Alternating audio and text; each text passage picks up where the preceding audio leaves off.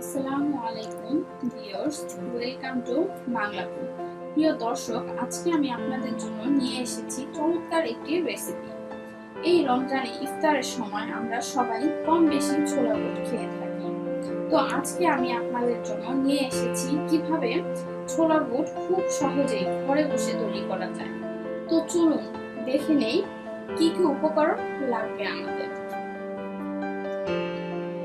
পেঁয়াজ কুচি, হলুদ গুঁড়া, জিরা গুঁড়া, ধনিয়া পাতা কুচি, আলু ভর্তা, লবণ, কাঁচামরিচ,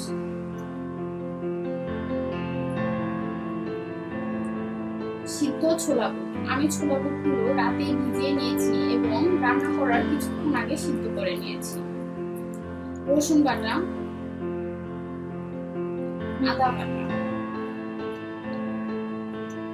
তো ভিউয়ার্স, এখন আমি একটি কড়াই বসিয়ে নিব চুলাতে।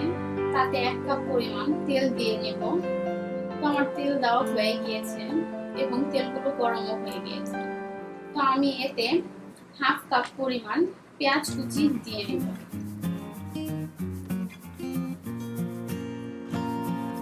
তো এখন আমি এই পেঁয়াজ কুচিগুলো ভালোভাবে নাড়বো, যাতে আমার পেঁয়াজগুলো ভালোভাবে ভাজা হয়ে যায়, একটু বাদামি রং হয়ে যায়।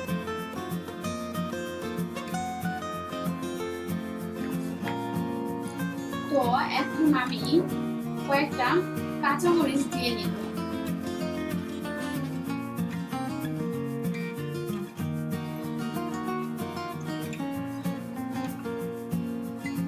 এখন কাঁচামরিচগুলোকেও ভালোভাবে নাড়বো, যাতে ভাজা হয়ে যায়।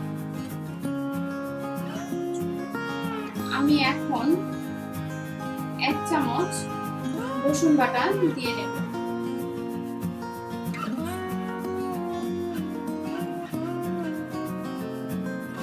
তার সাথে আমি 1 চামচ আদা বাটাও দিয়ে দেব। তো আমার দুটি উপাদান দেওয়া হয়ে গিয়েছে। এখন আমি ভালোভাবে নাড়বো, যাতে ভালোভাবে মিক্স হয়ে যায়, মশলাগুলোর ফ্লেভার ভালো আসে।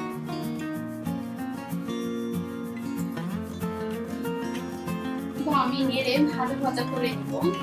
এতে আমি 2 কাপ বুট নিয়েছিলাম।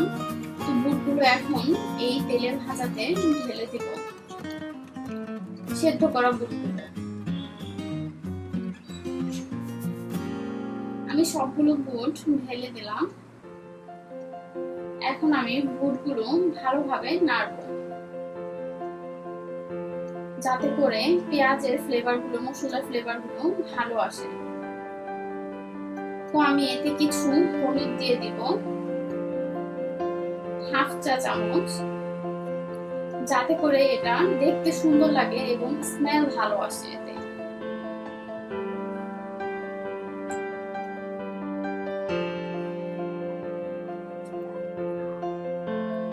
তো আমি কিছুক্ষণ নাড়বো। তো আমার নাড়া হয়ে গেলে এখন আমি এতে আলু ভর্তা দিয়ে দেব। আমি এখানে 2টি আলু ভর্তা করে নিয়েছি। আলু ভর্তা করার কারণ আছে, কারণ এতে ফ্লেভারটা ভালো আসে এবং খেতে সুস্বাদু লাগে। আপনারা চাইলে বুটের সাথে একসাথে আলু কেটে সিদ্ধ করে নিতে পারেন। আমি এইভাবে করেছি, আপনারা আপনাদের মতো করতে পারেন। তো আমি ভালোভাবে মিক্স করব, যাতে বুটের সাথে আলু ভর্তাগুলো একদম মিক্স হয়ে যায়।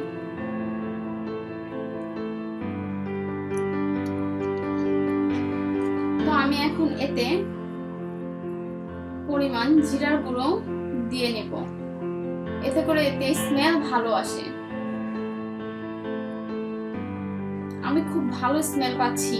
আপনারা আমার মতো করে করলে এরকমই স্মেল পাবেন। তো আমি কিছুক্ষণ নাড়বো, যাতে জিরার গুঁড়োগুলো ভালোভাবে মিক্স হয়ে যায়। এখন আমি ধনিয়া পাতা দিব, এতে দেখতে সুন্দর লাগবে। এবং অনেকেই ধনিয়া পাতা খেতে খুব পছন্দ করেন, এতে ঘ্রাণটা ভালো আসবে। আমি আবার কিছুক্ষণ নেড়ে নিব যাতে ধনিয়া পাতাগুলো মিক্স হয়ে যায়।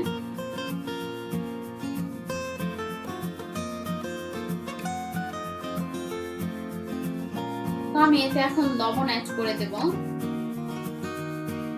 লবণ সবার লাস্টে দেওয়ার কারণ আমি বুঝতে পারবো কতটুকু লবণের পরিমাণ লাগবে, কারণ মশলা দেওয়ার পর লবণের পরিমাণ খুবই অল্প লাগে। আমি হালকা কিছু লবণ উপরে ছিটিয়ে নিব আপনাদের মতো। তো হয়ে গেল আমার চমৎকার মজাদার ছোলা বুট ভাজা। আপনারা আমার মতো পরিবেশন করতে পারেন বা আপনাদের মনের মতো করে ডিজাইন করে নিতে পারেন। আমি এইভাবে আমার মতো করে পরিবেশন করে নিয়েছি।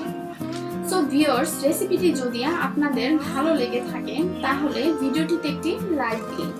আর এই রকম সব চমৎকার রেসিপি পেতে আমাদের চ্যানেলটি সাবস্ক্রাইব করে বেল আইকনটি চাপুন। ভিউয়ার্স, রেসিপিটি যদি আপনাদের ভালো লেগে থাকে তাহলে ভিডিওটিতে একটি লাইক দিন।